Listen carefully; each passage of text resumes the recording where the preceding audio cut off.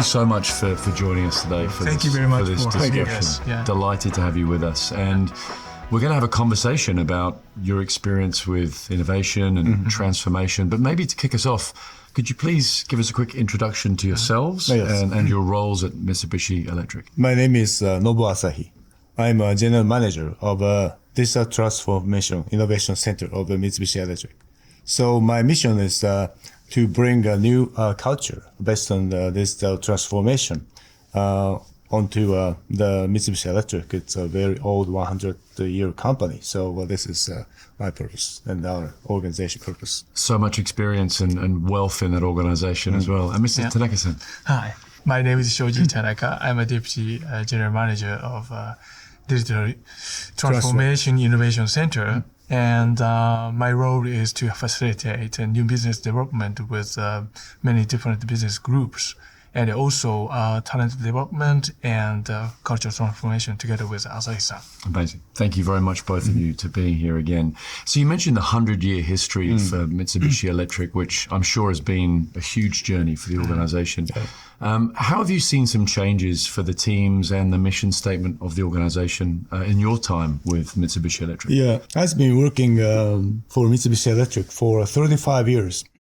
So long time. I feel that our company is currently 9 business groups. So they are operating basically independently. Okay. So some customers, they share, but basically technology and product are the independent operation. So the top management of Mitsubishi Electric had a long discussion about that such a conglomerate management is good, and whether we can take advantage of conglomerate management for the future, or we cannot. The kind of long discussion we had. And 1.5 years ago, we announced that the new strategic word, Circular Digital Engineering Enterprise, which shows that using digital technology, even that we have 9 business units, but we can have some kind of integrated solution for our customers. That's the key point of our changing that our business style. So a small job, then. A very small job. So, small job, but very, very powerful. Yeah. No, it's a huge job. It's a very, very large job, and one I'm sure that you have lots to plan for. And within those 9 silos, what has been the response of the teams to the new mission or to the new challenge? Last year, we formed that 9 business group into 4 business area. And we assigned that 4 business area owner. And their mission is basically that kind of a form integrated solutions. But the way they do such integrated solution is that there's no the methodology in the Mitsubishi Electric, because we are 100-year purely manufacturer company. And very good at it as well. Yeah. So circular digital engineering, the concept is that collected data from our customers, customers using our product and systems, and analyze that and make solutions for the customers and bring them. This is the kind of best concept. But we don't have any the common database of our customers, and we don't have even the common customers database itself. So we start from that kind of prepare for the basic that technology platform background for pursue the change of the and to your opening statement, there must be so much synergy and learning between these 9 organizations, hence why you've set up the Digital Transformation Innovation Office, and trying to work out that strategy moving forward will be important. And we're very fortunate as AWS to have been doing some work with you recently. How did that start? How did we get involved? Like, what was the problem or the opportunity that you were looking to tackle? Yeah, before we started the Digital Transformation Innovation Center, I have been working for living environment appliance business group, and start to do some kind of IoT type product and try to collect the data. At that time, I work with the AWS and selected the AWS platform, and we made some kind of IoT platform onto AWS, whose name is Lenovo. And also a smartphone application platform named MyMU, and also on the AWS. And gradually, we can collect the actual working product data on top of that. And also, we developed a data analysis platform named Kotolia. So those three platforms was so powerful because we adopted that serverless architecture. At that time, still it was new, even in AWS. So applying that, the platform will continue not collapse, and also collected data were easily analyzed onto the BI tool or AI tool of the AWS. So I try to bring that kind of activity to corporate wide. So this is a kind of great start. Well, thank you very much. And also building those products and those solutions to gather data has been a fantastic collaboration. And how did you start? How did you get to those solutions? Because you've mentioned a lot focusing on the customer and finding synergies amongst the businesses for the customer. How did you approach that with your AWS team? Since we are manufacturers, so data analysis and find out solutions is a kind of we didn't have any internal methodology for that. So AWS Japan staff suggested me to why don't you use working backwards? That is Amazon inside Amazon always using to make some new business planning. So jointly with that Kaneko-san of AWS Japan, and plan the working backwards program, and make several 2 pizza chain inside Mitsubishi and try that. And finally, we come up with the one idea that is name of Mia-more, which is a kind of looking at the parents living apart from relatives and the children, and monitoring the lives of them in using our product. So this is a kind of a new trial because now we launched that software for paid service. So usually we sell product just that, but we now combination of the product sales and recurring service revenue. So this is a kind of a new trial. So this is a kind of a first experience of me to understand the customers and catch up with the solutions. And Kaneko-san is a good friend of mine. So hearing you talk about some of the Amazonian ways of working is very nice to hear. And for you, what was one of the biggest takeaways from working backwards? How did it differ to maybe other processes or methodologies that you'd used in the business before? Well, before, so even if we make products, we hear the customer's voice. The customer voice, maybe for instance, room air conditioners, many customers. So in old days, people like to have warmer device or cooling device, but now that the needs and insights is varied in the market. So what we are mainly doing that the competitors' price on competitors' functions. So maybe more than half time is looking at that. And also no way to collect the data without having IoT type of technology. But now we have the direct connection to end customers. And when they use the heater or when they use the cooler and when they use the timer, that kind of data we collected. So we are now the very good status of understanding the customer insights. That's amazing. And we the Amazon organization as a whole has always thought about trying to invent or build on behalf of a specific customer. And you mentioned there, taking your words, you spent a lot of time in the past looking at competitors or at products or at price. And shifting towards customer gives a different dynamic of how you can build future products. And I'm sure now, with you at the helm of the transformation office, there'll be a great chance to build that across the business units. And as we think about the future, it's important for leaders to cast their eyes ahead and try and understand 2 or 3 years where the business may be in horizons and how it may evolve.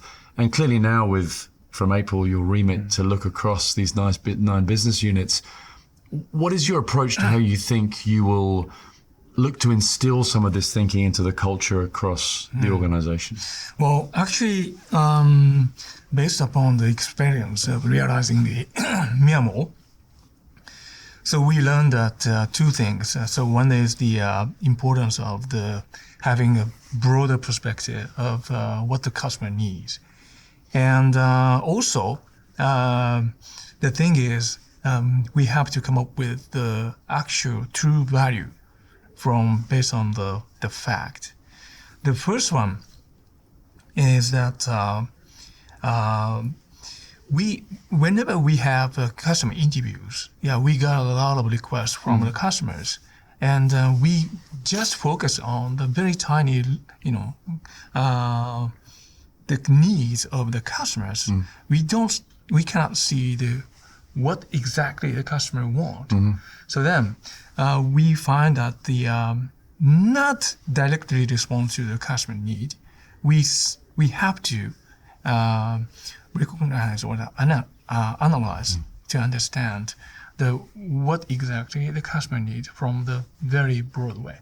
And so then when we think of the solution for the customers, if we don't have the very objective data, that is a fact, we have to rely on our imaginations. So when we discuss the solution ideas, most likely loud speakers will take over everything. And when we have a meeting and there's some, higher rank of the people there. So even though younger employees saying that I think this one is good, but the other, the guy is maybe a manager. No, I don't think this is not good. So then, so that's be taken over by his opinion. But nobody knows what the opinion is right or not.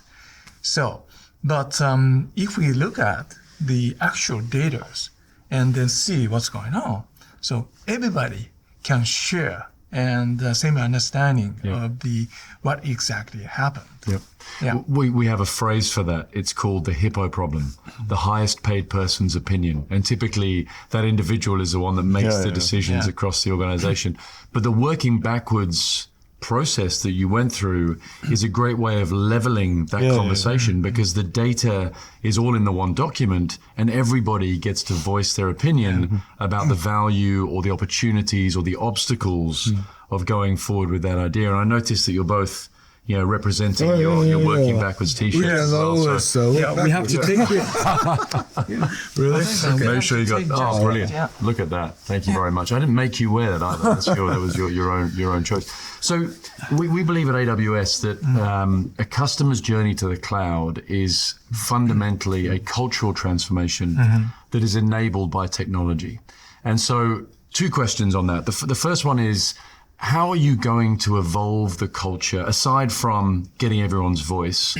What will be some of your tips and tricks to instill this innovative thinking across the whole organization? I think that the most obstacle is rule. Because we are the 100-year manufacturing company, and we have accumulated internal rules that doesn't make sense. Some of them, or most of them, has become very outdated. And even though everybody doesn't understand everything, and some of them don't know why this rule existed. Yeah, but well, very conservative peoples just follow the rule. Yep. That's the huge obstacle Yep. to accommodate new things like new technologies, new And, methodologies, something like that. That rule exists mainly in the factory. Yep. So we are manufacturers. So what we are doing that procurement department people using the procurement rule and design people designing rule and what kind of production department production rule. So we try to pick up several younger person from the factories and make some small team, like a 2 pizza team, and put in our office located in Yokohama, and prepare for some kind of Scrum style the discussion room. And we did firstly see that the actual data and show that data on the graph, big screen, using the data analytic tool. So gradually, the people separate from the factory side, they gradually change their mindset. Yeah. So that was so successful because that only 2 weeks we could catch up with some new idea. But before that, tens of years in the factory looking at the same data, but they didn't come up with the new solution ideas. Yeah. And typically, in an organization like yours that has 100 years of great success and huge amounts of knowledge, there can become some complexity in that organization. And so, to your point, finding ways to be able to build agility throughout the company is very important. And that comes to my second half of that question is, how do you think technology might play a role in that? What technologies or how might you embrace that technology in the future? So in order to facilitate digital innovation related business, so definitely we have to understand what is the latest technology like cloud computing and the generative AIs. So we have to catch up the technology, and we have to accommodate those technology into our product and services very rapidly. So in order to do that, having the very traditional waterfall development style have to be transformed to the agile style, and also the architecture, the product architecture is quite like a monolithic. Yeah, so we have to change that architecture to the microservice-based, architectures. So in order to quickly mash up the functionalities and deploy to the customers. If it doesn't work, then quickly update it, that kind of things. So, but a monolithic system architecture, we cannot do these things, in such a speed. Yeah, so that's very, very important too. I'm really excited to see what you both do with your team of 30. I'm sure it will become bigger as you look at taking on this challenge across the whole of Mitsubishi Electric. And there are many other large established organizations that are about to embark on or go on exactly the same transformation that you're about to lead across your organization. So as a final takeaway from each of you, what would be sort of a mindset suggestion or something to think about for other leaders who are about to embark on a similar transformation? Mr. Asai. My 35-year career in Mitsubishi Electric, I did some new project, totally 11. So from that experience, so the patience is very important, because at any new trial, new project, there will be some resistance group. It's kind of healthy. So pros and cons exist in the one organization that's healthy. But if the new project is very important and they need to pursue, maybe we have to persuade the resistance group. But the best way to pursue the persuade that the resistance group is to show the result. but showing the result takes some time. From my experience, 3 years is the kind of a key period. Magic number. Magic number. Magic number. After 3 years, strangely, resistance group disappeared.